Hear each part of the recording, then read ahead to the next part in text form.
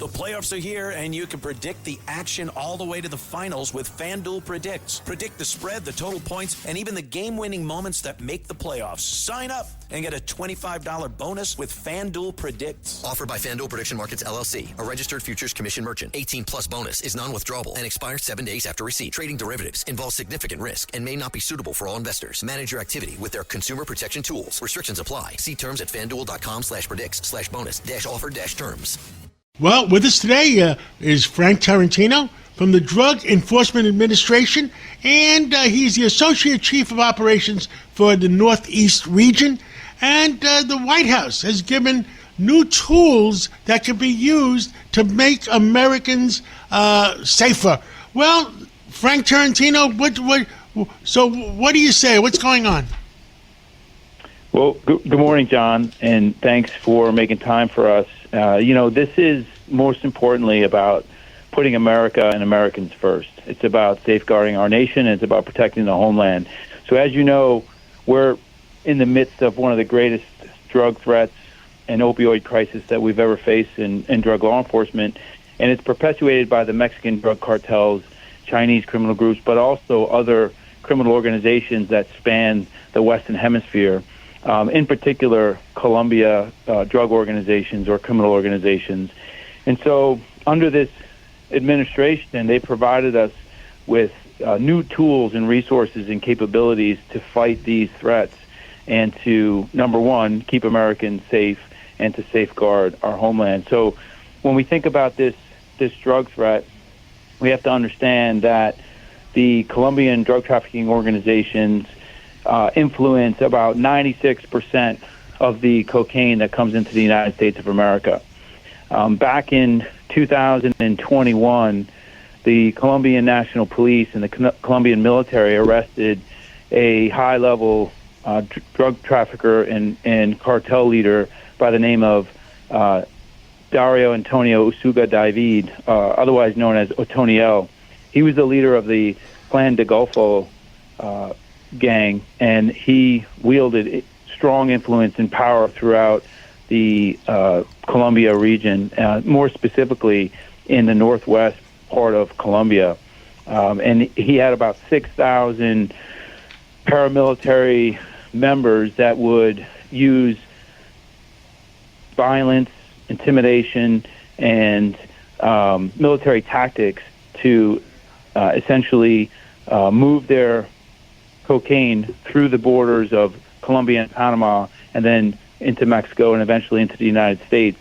And so when he was arrested, he was eventually extradited in 2022 to New York, where he eventually pled guilty in January of 23, and then he was sentenced later in August of 2023 to 45 years in prison and a fine $216 million. So a great success for DEA, for our federal partners.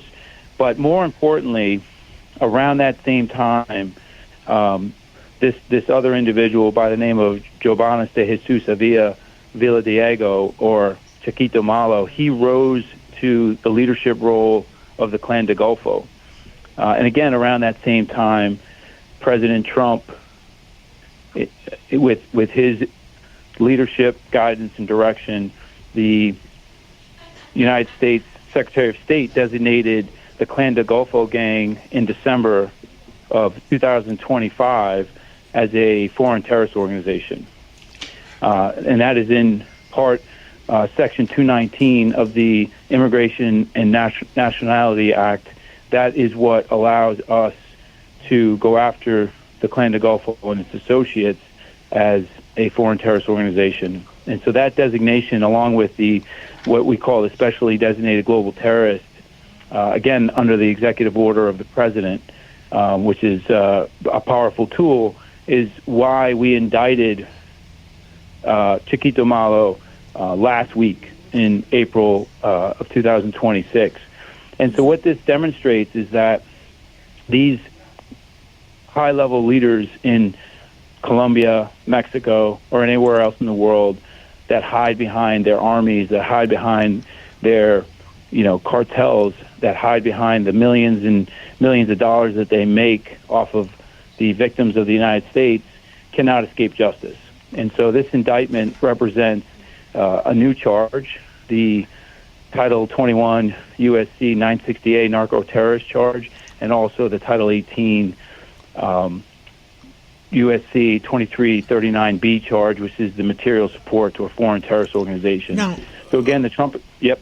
You guys have made significant progress in going against these cartels. What mistakes did the cartels make, or what were you allowed by the White House to do your job better? Well, again, John, the White House, the president, his leadership, the United States Secretary of State designating the 6 cartels in Mexico as foreign terrorist organizations, the 2 most dominant, the Sinaloa and Jalisco cartels, again, is a very powerful tool that we can utilize as a whole-of-government approach with our Department of War and intelligence counterparts to go after these cartels in a way we've never been able to go after them before. And I think this is also a great example of the Homeland Security Task Forces is coming together as a whole-of-government commitment to hold these cartels accountable. And so we've done incredible work in a very short period of time, seizing a lot of their illicit poison that's coming into the United States, but also we've seized a lot of their ill-gotten gains, their money that is flowing back into Mexico and also into China, which again recycles the precursor chemicals that go into Mexico. Have you seen significant drop of sales to children and to people in our states after all these cartels were, say, busted? Well, John, yes, we have seen a decline in the availability of fentanyl on our city streets. We have seen a decline in the purity of fentanyl on our city streets, and that has had an immeasurable effect on the safety and security of this country. We've seen a 25% drop in overdose deaths and poisonings. We've seen the lethality in the pills drop to 29% out of every 10 pills that we test in our laboratory. So we're seeing progress, and this is a direct result of the administration giving us the tools, the resources, and empowering us to go out and do our job. And it's also a great credit to our Administrator Cole, and he has really focused the entire agency, the global agency, on enforcement and, again, on protecting Americans. By doing all of this, and by doing what we did with Venezuela, with the cartels there, in the boats that were coming in from Venezuela, and what we did with Mexico, how many lives do you estimate we've saved, or we're going to save a year now? Well, John, we're saving tens of thousands of lives, maybe hundreds of thousands of lives. When you look at, we went from, at the peak, 112,323 Americans who died in a 12-month period ending in August of 2023 to 84,000.